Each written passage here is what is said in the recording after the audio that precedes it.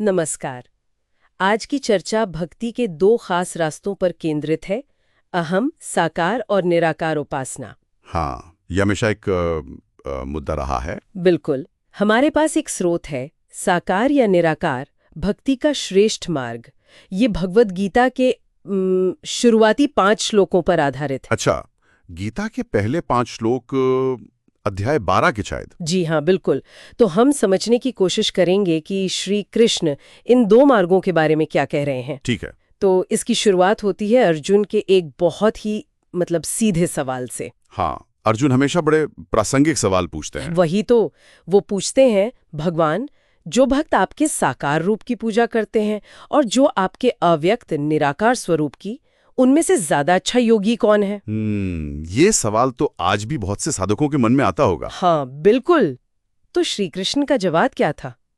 स्रोत बताता है कि भगवान कहते हैं, जो अपना मन मुझ में स्थिर करके परम श्रद्धा के साथ मेरी उपासना करते हैं, वो मेरे हिसाब से सबसे उत्तम योगी हैं। अच्छा, मतलब एकदम साफ जवाब। हाँ, बिल्कुल स्पष्ट। साकार भक्तों को प्राथमिकता दी जा रही है। हाँ, और ये दिलचस्प है कि श्री कृष्ण बिना किसी लाग लपेट के ये कह रहे हैं साकार भक्त श्रेष्ठ हैं, और इसमें श्रद्धा और मन का लगना, ये दो बातें अहम हैं। सही। शायद इसलिए कि जैसा हम जानते हैं, ज्यादातर लोगों के लिए किसी रूप या छवि पर ध्यान लगाना, उससे जोड़ना, वो ज्यादा स्वाभाविक होता है। हाँ, एक आलंबन मिल जाता है मन को, ये बात तो समझ आती है। बिल्कुल। पर फिर उन लोगों का क्या जो निराकार की साधना करते हैं, क्या उनका रास्ता कमतर है? श्रोत क्या कहता है इस बारे में? नहीं, कमतर तो बिल्कुल नहीं कहा। श्रोत ये भी साफ करता है कि जो लोग इंद्रियों को काबू में रखते हैं, सबके प्रति समान भाव रखते हैं और सभी प्राणियों के हित में लगे रहकर उस अव्यक्त, अचिंत्य, जिसे सोचा भी ना जा सके, उस स्थिर ब्रह्म की उपासना करते हैं। अच्छा, वो भी आखिर में मुझे ही पाते हैं, तो मंजिल तो वही है। अच्छा, हाँ। तो मंजिल एक ही है, वो भी ईश्वर तक पहुंचते हैं।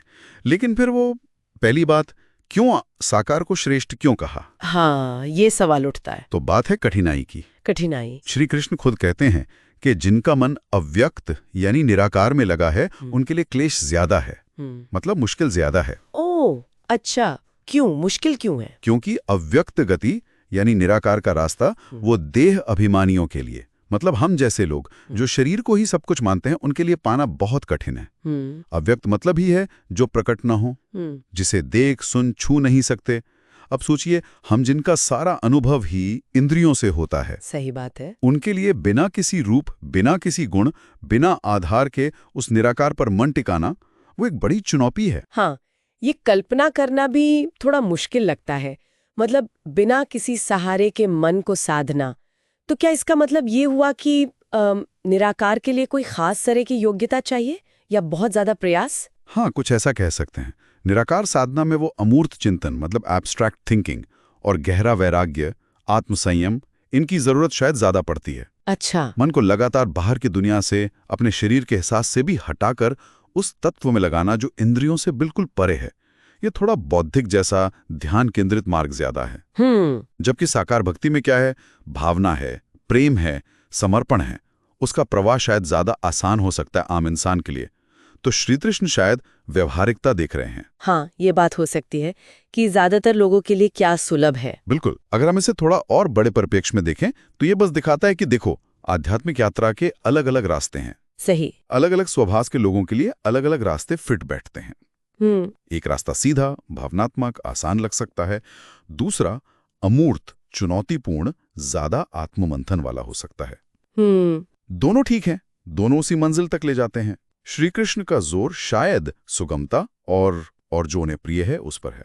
तो कुल मिला के इन श्लोकों से ये समझ आता है कि भगवान श्री कृष्ण साकार भक्ति को, जहाँ श्रद्धा और समर्पण मुख्य हैं, अपने लिए ज्यादा प्रिय मानते हैं और शायद आम साधक के लिए ज्यादा व्यवहारिक भी। हाँ, ऐसा लगता है। लेकिन साथ ही वो निराकार ब्रह्म के उपासकों के मार्ग को भी उतना ही ऊंचा दर्जा देते हैं, भले ही वो कठिन ज्यादा हो। बिल्कुल, उसे कम नहीं आंका गया है।